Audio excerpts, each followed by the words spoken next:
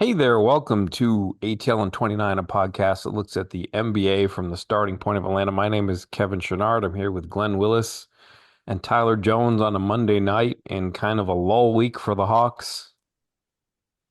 Uh, there's still plenty to talk about. I kind of want to start with Glen's tweet. Glenn Oh tweeted yeah. 23 hours ago, "It's hilarious to see people calling Dyson a liability. The offense is plus 16.2 when he is on." So I'm hilarious how? Am I hilarious And, like a clown, Glenn? I make you laugh? Am I here to amuse you, Glenn? How am I uh, hilarious? uh, uh, have you called Dyson a liability? He's definitely one on offense at this point. Right. Yeah. See, so I think there's a broader perspective that needs to be taken into account there. Right. So, and for those that want to go check it out, Brad and I just had a lengthy conversation about this on Locked On Hawks. It'll post, I don't know, tonight, tomorrow, sometime. But I want to validate those that say the 9 for 41 from 3 point line problem. Right. Free throw shooting problem. The opposing team being able to, if they want to, cross switch a center onto him is a problem. That one for him is not. That one is not for him to figure out by himself. The coaching staff has to be a part of the problem solving process for that. We've talked about the fact that first 2 weeks of the season he had his thumb taped up. Is that still hurt? Is it still injured? Is it still affecting his shooting? I don't want to speculate, but he looks different to me. You know, but what? So I want to. So for Hawks fans that are like, Glenn, come on, he's 9 for 41 with 3 point line. Yes, is that a problem? Yes, that's a problem. That's an issue, right? For me, I think what's being undervalued is his ability to penetrate, pass the ball, hit the offensive glass. He is leaning into other things that are offsetting some of that impact, and I think that's why, for me, to think of him as a liability is, I think, incorrect in my view. Right? He still gets to the paint. We've talked about the fact that when he gets in the middle of the paint, he has the patience this year to maintain the basketball, maintain the dribble, wait for a cut, wait for a defender to rotate in, hit the pass to the 3 point line, whatever. And so he is figuring out how to add value while he is abysmal in several areas of the offense. He is finding ways to kind of look to other areas to create a lot of value offensively. Kristaps Porzingis is the only player, and we can talk about like how noisy is the individual offensive rating. Like it's probably pretty noisy. Probably is dependent upon who you're on the floor with. Dyson plays a ton with Jalen, that helps, etc. He plays a ton with Nikhil, that helps, for sure. But Kristaps is the only player that has a higher individual offensive rating, offensive net rating on the team besides Dyson. But I don't want to sit here and like wave away people that are like, oh my God, he won't take threes. Yes, that's an issue. Dyson says out loud it's an issue that he needs to shoot the ball more, right? For sure. And so I just feel like people are overly fixating on a few areas that are way off track. Like I'll say that, way off track, and not recognizing other things he's very good at and other areas where he's adding a ton of value, even while he still needs to address these areas where the play, the performance, the productivity, the production, whatever, is not where it needs to be. So I just take a broader perspective. But if you want to take a narrower perspective, fine. I'm not going to have a fight with you about it. I don't think it's a narrower perspective. I would put it this way. The Hawks have found some gold this season. Like Jalen has been gold, Onyeka has been gold. Offense should be easy for them. They're 15th in the league. Every serious team, with the exception of Golden State, is way above them on offense. Right now, Dyson is making Jalen's life more difficult than it needs to be. There are plenty of things that Dyson's doing very well on offense. You mentioned a lot of them. Like he's figuring some stuff as like an off-ball screener. Like Yep. he's setting those little flare screens for the corner shooters. Like if somebody's in the corner and the help defense kind of goes towards the rim, he'll get in between them to kind of ward them off so that the corner shooter will be open behind him. Like the coaching staff is very clearly coaching him up. They're doing everything they can to make this work. Dyson is playing his ass off. Like he's played has he played every game? I feel like he's played every game in this ridiculous part of the schedule. Yep. He's been unbelievable on defense. Like the reason they went out west and won those 4 games or whatever, like that week, Dyson was unbelievable. But he's hurting the offense. In my opinion, a significant amount. Like I feel like part of the reason that Jalen's dry, like well, I back up here. Part of the reason that Jalen is like flirting with these triple doubles is that he has to pass in situations where he probably shouldn't have to pass. Like there are some Jalen drives that should just end with Jalen being at the rim, but the help defense is too concentrated because they can't quite get the defense to respect Dyson. And so he's in the dunker zone probably more than he should be.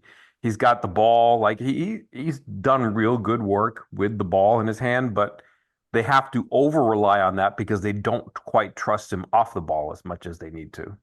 And so I It think is. that, he is really kind of being a drag on the offense. And it's not like the offense is a disaster, but with all of the other things that they have going right for them, it should probably be a little bit easier than it is right now. I wonder if someone could ask, like, "Hey, is his hand injured?" Like, and see what kind of answer you get from someone. I mean, I You know? asked him once, right? I Yeah. tried to I took the broader perspective of, hey, when you're playing defense and you're doing these slap downs and you're poking, like, does that cause you any issues with hands? I mentioned Chris Paul, I think at the time Yeah. when Chris Paul was Yeah. still employed. Um, and he just said that I don't really have any issues with my hand, but I do have a thing with my thumb. So he said that, and this was like a Yeah. month ago where he And said I have and an it's issue obvious with my and it's thumb. obvious when he misses a point blank layup, like it looks the thumb is like a part of that, and like the 3-point shot looks totally different from last year. It looks like he's not doesn't feel good about putting it up. That's a thing. That's an issue. And for me, like one of the things we talk about is like late game offensive possession. You want Dyson on the floor for that? We need a bucket. I don't.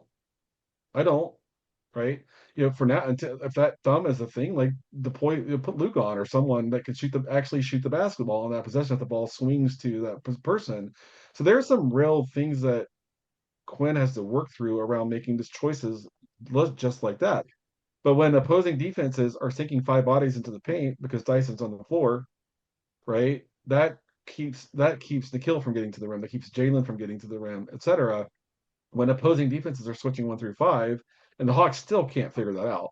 Like in their current form, they cannot figure out how to beat 1 through 5 switching, and part of that is that they don't have the most dynamic ball handling. They don't, et cetera. And you kind of have to kind of start with, I don't know, so to me, those are the big issues. So I think there is some offense defense that Quinn has to boldly lean into late in the game, and I think it's totally fine for one to think, let's not put Dyson on the floor for a possession where we need a bucket, right?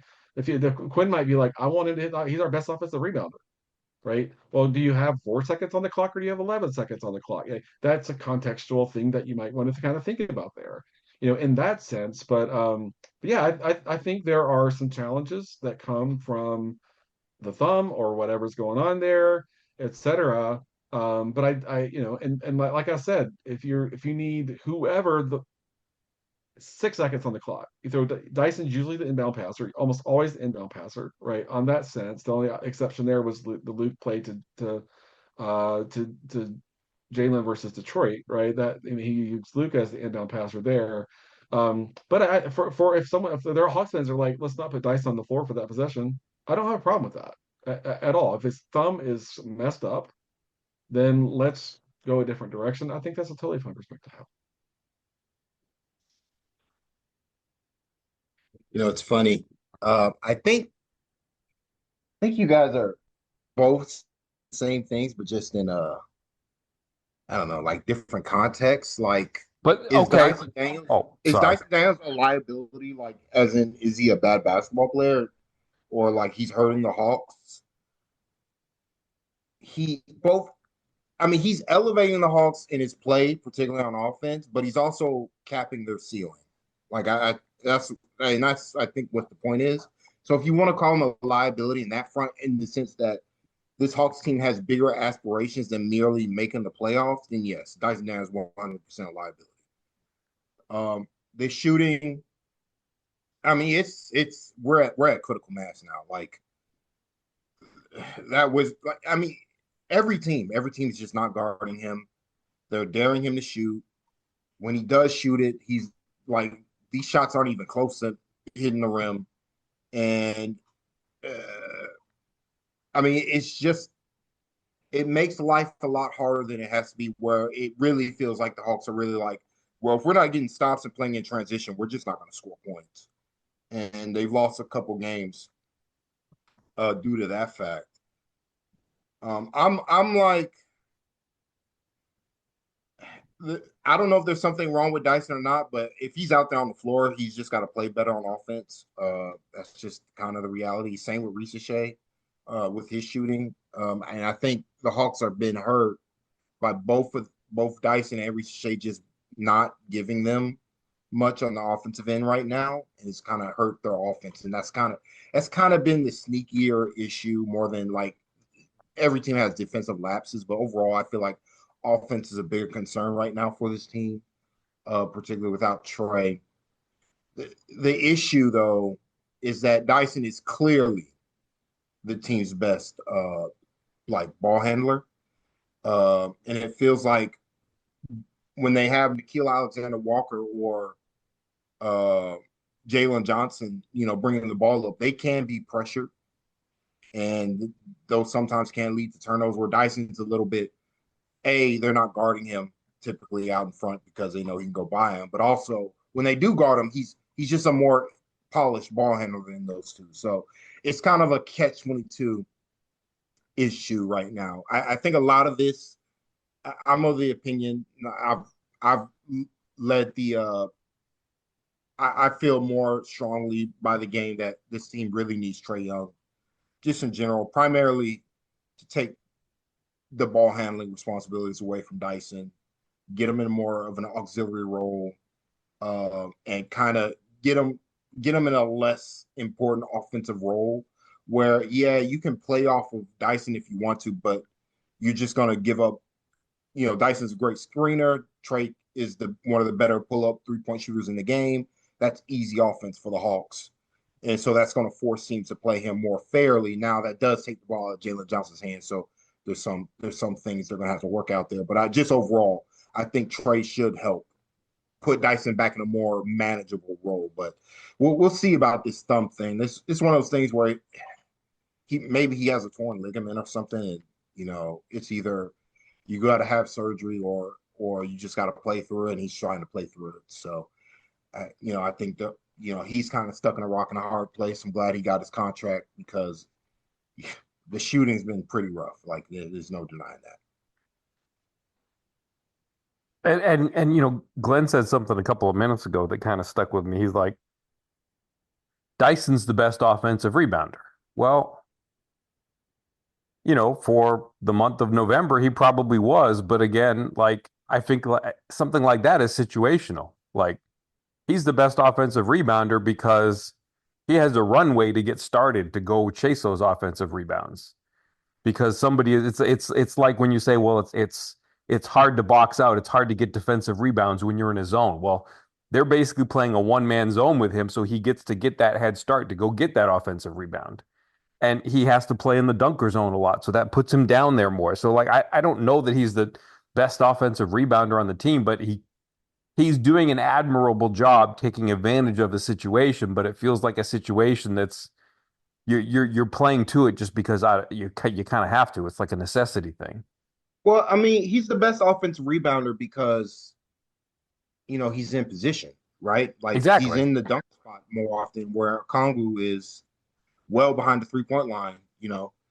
Jalen's operating with the ball in his hand, so he's not going to be in a position to grab offensive rebounders. And like, if you want to say he's better rebounding than Kristaps, that's fair. But like overall, I just think it's more of like his role on the team than it being a function of reality. But the good thing is he has been good in He's that doing role. it. Like Yeah. Like, respectably, he's doing it.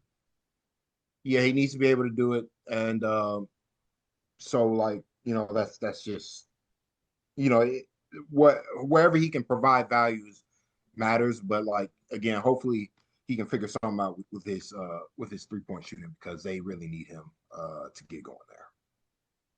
Yeah, and to talk a little bit about the individual offense rate, that 16.2, right? A lot of that is probably transition. A lot of that is probably easy buckets. A lot of that is coming not from the half court offense. So I think to be fair and objective about it, to say like the sources of that number are not predominantly from half court offense where he does create the challenges, right? And so I think if we're going to be have a fair perspective and talk about a balanced kind of view of it, yeah, his skills, his ability to kind of get out and run and create offense and transition, that's where I think a good chunk of that 16.2 comes from.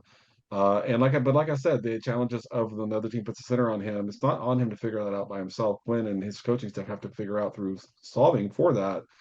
And like I said, late game, offense, defense, sub, both ways. I don't have a problem if he's not on the floor when, you need shooters across the board. The last thing you want is, the ball to find him with, 1.5 on the clock and he's at the 3-point line and you're praying like somehow the shot miraculously goes in. So, but that's, Quinn, NBA coaches generally want to instill confidence in their players. But sometimes, got to go a different direction. And that might be where Quinn needs to be right now, especially if the thumb is all screwed up. I don't know if it is. I don't know how bad it is or whatever, but the shot does not look remotely like it did last year. We can speculate if we want to, but that's an issue. Like, well, we're getting 5 days off. Like, how much that will help us thumb? Probably not a ton. I mean, maybe he's has it on ice. Maybe the treatment, that he hasn't been able to do or whatever. When Trey comes back, do they shut him down for 3 weeks? I'm not a train. I don't know. Would that help him, or will they lose a bunch of games because they don't have the best defensive player on the floor in this game? Those are hard decisions that an organization and a training staff and a coaching staff have to make, and I don't envy them for having to kind of work through that. And then that plus 16 number, I mean,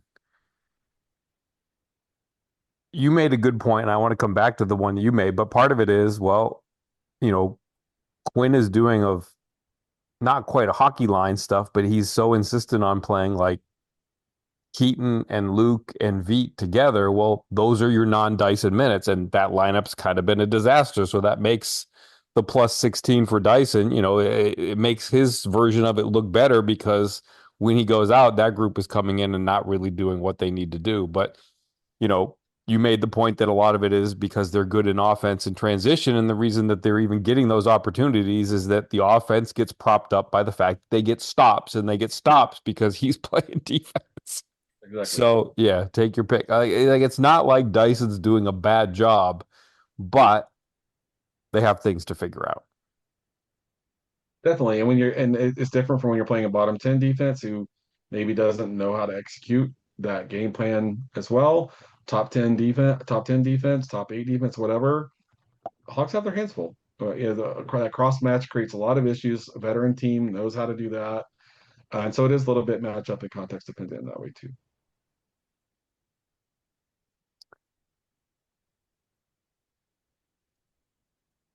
I gave Tyler a hard time a few weeks back when that West Coast trip ended and he wanted to talk about N'Faly Dante, but I, I kind of want to talk about something sort of on those lines, which is like, what are the Hawks going to do with the end of their roster? It's like kind of a mess right now. They found out today that Jacob Toppin, well, maybe they probably knew this for a couple weeks, but they announced today that Jacob Toppin is out for the season. Bad news for Glen. Um, the number one Hawks, I'm sorry, the number one Jacob Toppin fan in Hawks Twitterverse. And Folly Dante is in the concussion protocol. Nikola Jurisic has had an elbow issue, and we haven't even seen him on a court at all the entire season. Like when they needed to punt a game, would they had a very clear opportunity to say, you know what, we just came off double overtime. We got a game tomorrow night. Maybe this should be a punt game. They didn't punt, and part of the reason I think they didn't punt is they didn't have enough bodies. They also only have 14 roster players. They have an empty roster spot. What do you think? What do you think is going to happen? What do you think should happen? Like, how do they get some depth? Because they haven't really had it when they've needed it. It's hard to know. Like, what are the options that are out there for them? I don't want them to cut Jacob Toppin. I think he's too good. I think you want him in your organization. I think you want him back next year. I think you want him on a real NBA contract. That dude can defend. He has size and length, and we talk all the time about how the big gap on this roster right now is they have one small forward. They have one small forward, and so I hope he's back. But for me, it's like when Trey comes back, does Keaton stop playing? Like, this will be a big litmus test for Quinn on like how committed he is to that. And we talked before about like Keaton has some qualities that help you, but it is context dependent and it is situationally dependent and those sorts of things. But for me, like Kristaps missing a whole bunch of games, back to backs and all that sort of stuff. I like go get a veteran third center that doesn't have to play every game, but when Kristaps isn't playing, can give you 16 minutes of professional play at the backup center spot. I think Infali has a future in the league and is good. But for what the Hawks are trying to accomplish this year, I think they need a more experienced person in that third center role. And I think they got to figure out how to get another, I don't know, combo forward that can go out and play just professional minutes for you behind Zach. They don't have that right now. And when they deploy the three guard lineup, and it's not with Jalen, it's not with Onyeka, it's not with Chris. They did it with Kristaps once a few games ago, and it went better Yeah, it did. offensively, Yeah. right?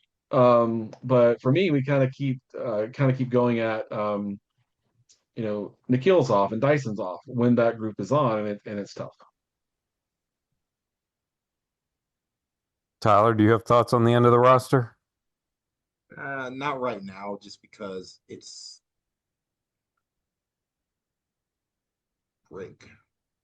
Uh, Pelicans just lost, but no, not right now.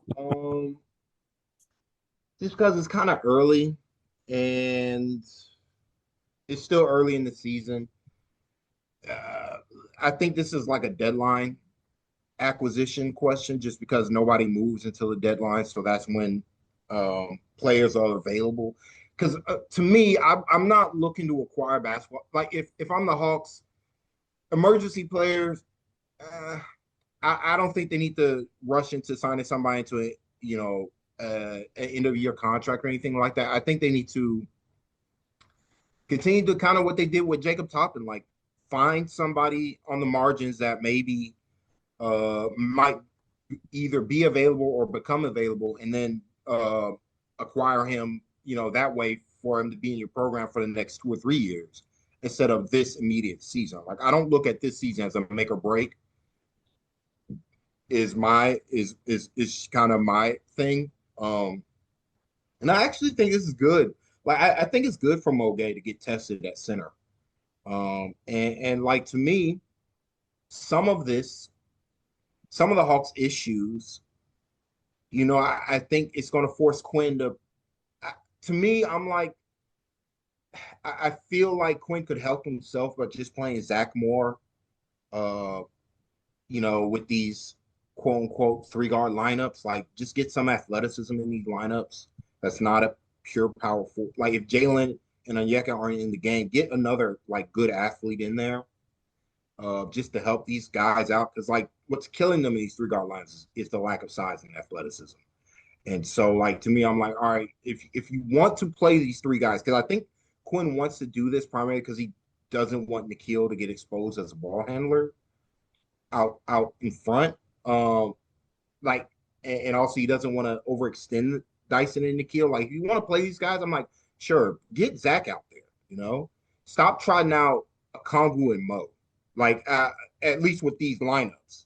Like, if you want to, like, I'm not saying don't play Mo, but I'm more arguing just just try something else. Because like the Mo Kongu next to these three guards who aren't offensive hubs, like it's getting them brutalized. And so like I just think Quinn needs to be a little bit more creative here and there in what he's doing and trying to figure out how to resolve the issue on that front. But like in terms of like finding somebody, I would just wait for these guys to get healthy. Like it sucks, but I'm not unless somebody you like who you want to be in your Hawks program for the next 2 or 3 years is available. I'm okay with what the Hawks are doing right now, which is kind of in a more wait and see approach. It was funny last week. It, I'm starting the sentence the wrong way. It was funny that last week Asa got pressed into center duty in College Park. And this was because N'Faly Dante went down. And he was having a heck of a time trying to be physical with the Westchester Knicks. Like they had some big bodies. He was doing everything sort of mentally right. Like, he was playing the right way and doing the right things, but he was just a little bit overmatched, like just age wise, strength wise. And it was funny, like 6 days later, he was playing against the Wizards, and it just looked so much easier against the front court that Washington had out there in an actual NBA game. Like it's like, oh well, maybe this will work. But that's the thing is like it's hard to play these three guard lineups that are kind of outsized, and then you're also playing a Kongwu a lot of the time with them, and so then you're out, you're completely outsized with your guards, and then you're outsized at center too, and it makes sense to play Mo with them because it kind of makes the defense work, but like as Tyler was getting at, like that group needs an offensive hub. Like that group needs to be out there with Jalen, or it needs to be out there with Kristaps. It needs some kind of offensive hub because without that, it doesn't really work. And so, you know, I I'm with Tyler on the end of the bench thing, just that it's good for Asa to get these minutes. It's good for Ramo to get these minutes. I look at Asa and like I think he's going to be just fine at power forward. A lot of times you get these tweener guys and you're trying to jam them in at power forward and it looks really bad at first. Like I think Asa is going to be able to play power forward. Period. Like he's going to be able to do that. Is Mo? He's Asa's got to defend a lot better though at that position. Um, and it's a lot what Asa. Um, it's a lack. Like to me, I watch him on defense, and it just feels like a lack of feel for where Sure, he needs to be on the floor, which can be improved on, but it's noticeable when he's at the four. Whereas the five is a little bit simpler for a guy who's been playing the big man position the entirety of his life. The four in the NBA is such a unique position. That's why I'm like, try again. I'm like, hey, if you feel like you got, because part of it is Quinn wants to get Kennard out there. Like he's trying to find ways to play Kennard. And so he's slotting him in at the three, where I just think, the Keaton, Krejci, Kennard lineups where they're really getting hurt is Kennard's defense at that position. And it's just like, I just think Quinn just got to be like, hey, Kennard, you're just going to be playing less. Like the reality is, Vít Krejci's been better than you, and if you want to play over Vít, like outplay him. That's kind of where I'd be at, but I wouldn't, because he's, to me, like what we're all talking about is these three guard lineups, which are actually like they're just annihilating the Hawks this season. Like they are negative 21 points per possession every time those three are on the floor together. And it's just like it's it's it's dangerously close to being like it's it is Quinn on the take or something, just because of how like it's consistently bad. And the proof of concept, like I try to, like I'm at the point where I watch those three on the floor together and I'm like, all right, the other team's just going to go on a 10-0 run here. Like it doesn't matter. It doesn't matter what. It doesn't matter how well they shoot, how well they do individually. It literally doesn't matter. This lineup will never work in the NBA setting. Please stop playing it. So like I just turn my brain off when I see those three on the floor together, which is unfortunate because I think they're good in like their respective roles, but they illustrate the lack of what we've been talking about, the lack of a back end of this rotation. Ideally, you have another guy behind Ricochet who you can trust to play over Kennard in these minutes. Like I think, or a guard who's a little bit more dynamic than Keaton Wallace. Now, is Quinn going to come back when Trey's back and just slot Trey in next to Kennard and Krejci? I hope not.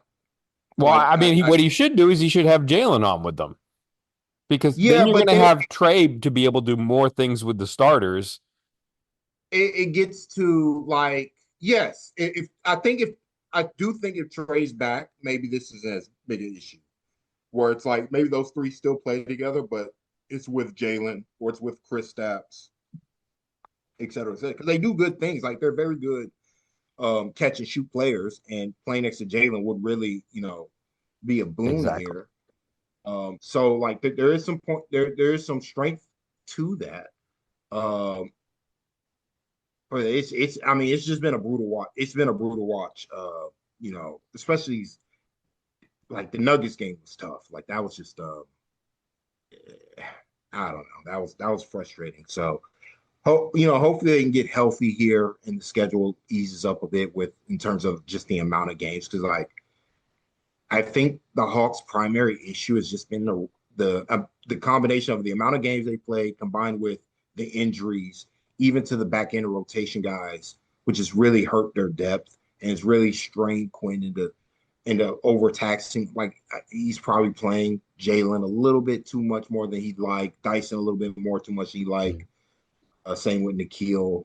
So hopefully, once they get somebody like Trey back, they can reduce the minutes and we can get more sensible rotations here. The one thing I would say, because is it sounds disingenuous after what you just said, because I agree with what you say about he's playing, Dyson and Jalen a little bit too much. But I think one thing that he has done with these, Keaton, Kennard, Veet lineups is he's made sure that at the end of games, Dyson and Nikhil are ready to go. Like he doesn't bring those guys back too early. Like he always makes sure that they're only playing like 6 minutes in the fourth quarter and not 8 or 9. Like he's always setting them up so that they're at the top of their energy level in the fourth quarter. Like they might have some long stretches earlier in the game where they're playing too much and they're probably playing too much overall. But I do think that one of the reasons he is sort of eschewed like the staggering thing is he wants to make sure that when it comes to 6 minutes left in the fourth quarter, everybody's coming in fresh and they're all full bore to go those last 6 minutes. Yeah, because I think Quinn knows the strength of the team right now is the starters. Like, I mean, it's just, the reality. Sans Zach right now, but like overall, like the strength of the team is the starters. And Quinn wants to have those guys fresh and ready to go to close these games. Kind of I know this is not related, but this is why I've been pushing back pretty hard on the Giannis trade for Giannis discourse here is primarily because this team's not deep enough.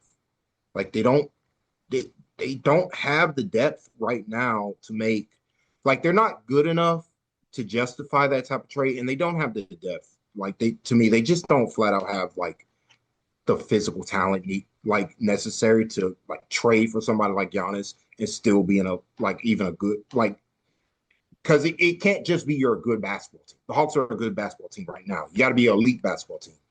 To be an elite basketball team in today's NBA, you got to be 10, 11, 12 deep. This Hawks team is probably 8 or 9 deep right now. They're 2 players short. And like that's where it's like the Hawks got to figure out if they can find those 2 players, whether they're on the team right now, they just got to, get the confidence level up and really grow some similar to what we've seen with V. Krejci over these last couple of weeks. Or if they got to, go after and get somebody, whether it be in the draft or in free agents. Have we said anything too crazy over the last 5 minutes, Glenn? No, no, depth is an issue. Forward depth is an issue.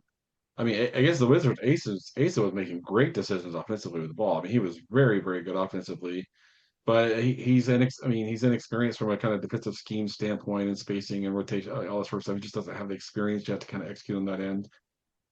He's going to be really, really good, but I think playing Mo, I think everybody's pro more Mo, but when it's Keaton, Luke, beat Mo, like the offense is not going to work. That's not going to work. And so I want to see Jalen play with that group, but I'm not in charge of that decision. So